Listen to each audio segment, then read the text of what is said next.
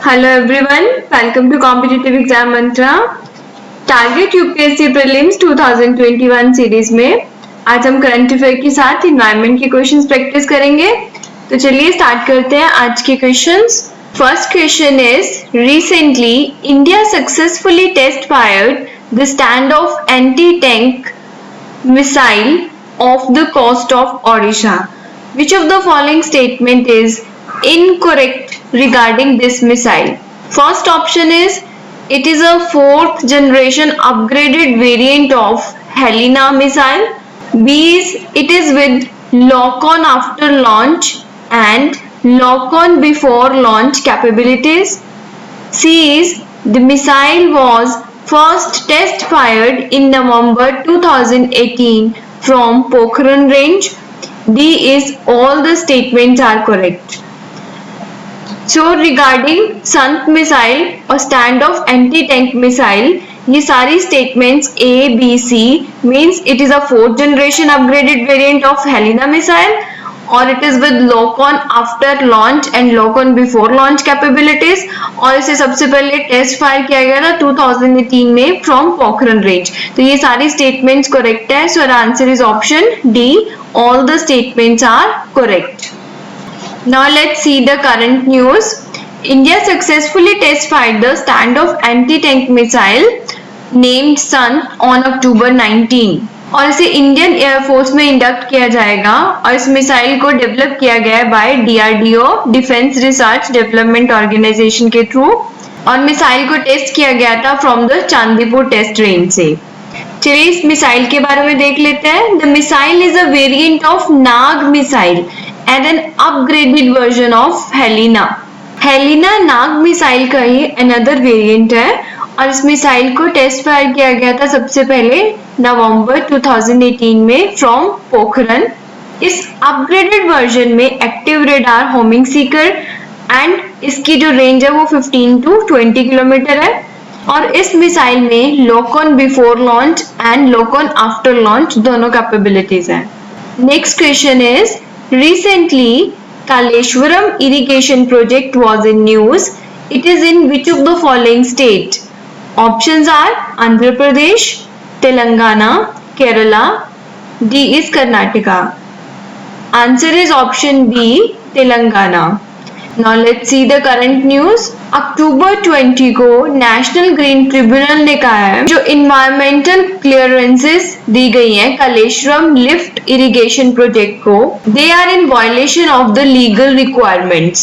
इसके रिलेशन में मोहम्मद हयात द्वारा प्ली फाइल की गई थी कि ये जो प्रोजेक्ट है उसको without environmental and other statutory clearances start किया गया है और फॉरेस्ट एरिया में नॉन फॉरेस्ट एक्टिविटीज जैसे कि felling of trees, blasting and tunnelling पर भी बैन लगाना चाहिए बिकॉज ये जो एक्टिविटीज हैं वो फॉरेस्ट कंजर्वेशन एक्ट को वायलेट करती हैं. तो इसके बाद ये एनजीटी का ये डिसीजन आया था कि जो इन्वायरमेंटल क्लियरेंसेस दी गई हैं Kaleshwaram lift irrigation project in Telangana में वो इन violation of the legal requirements है.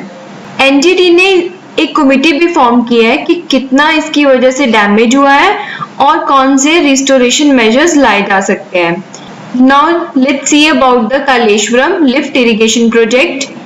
It is a multipurpose irrigation project of the Telangana government और इस प्रोजेक्ट को कंस्ट्रक्ट किया गया on the meeting point of river Godavari and river Pranahita. यह प्रोजेक्ट प्रोवाइड करेगा irrigation and drinking water to the backward areas of the Telangana और इससे ground water level को रिस्टोर करने में भी हेल्प मिलेगी. Next question is which of the following can be one of the reason और reasons of anaemia? First is less iron intake, second is deficiency of folic acid, third is deficiency of B12. Select the correct answer using the code given below. So इसमें तीनों points 1, 2, 3 जो है वो correct है. So answer is option C 1, 2 and 3. Less iron intake, deficiency of folic acid and deficiency of B12. These are the reasons of the anemia. Now let's see the current news. Anaemia मुक्त Bharat index में Haryana best state emerge हुआ है। इसके अलावा state ने 93% immunisation achieve किया है in year 2019-20 for the first time. Also, Haryana is one of the 11 states in the country that have achieved national health policy targets well before 2020. Now let's talk about the anemia मुक्त भारत।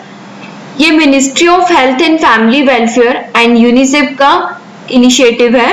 इस initiative को India में anaemia को कम करने के लिए launch किया गया है और इसमें एनीमिया रिडक्शन के टारगेट को अचीव किया जाएगा under the Poshan Abhiyan. Next question is which of the following is not an example of in situ conservation strategy? Options are Biosphere Reserve, Botanical Garden, National Park, Sacred Groves. There are two types of conservation strategy: in situ and ex situ. In situ conservation strategy means जहाँ पे ecosystem and species को conserve किया जाता है उनके natural habitat में, और ex situ जब नेचुरल हैबिटेट से बाहर कंजर्व किया जाता है। सो गिवन ऑप्शंस में biosphere reserve, national park and sacred grooves जो है वो इन सीटू की एग्जाम्पल है, लेकिन बोटानिकल गार्डन जो है वो एक्स सीटू कंजर्वेशन स्ट्रैटेजी है। So answer will be option B. Next question is the most important strategy for the conservation of biodiversity together with traditional human life is the establishment of. Options are Biosphere Reserve, B is Botanical Garden, C is National Park, D is Wildlife Sanctuaries.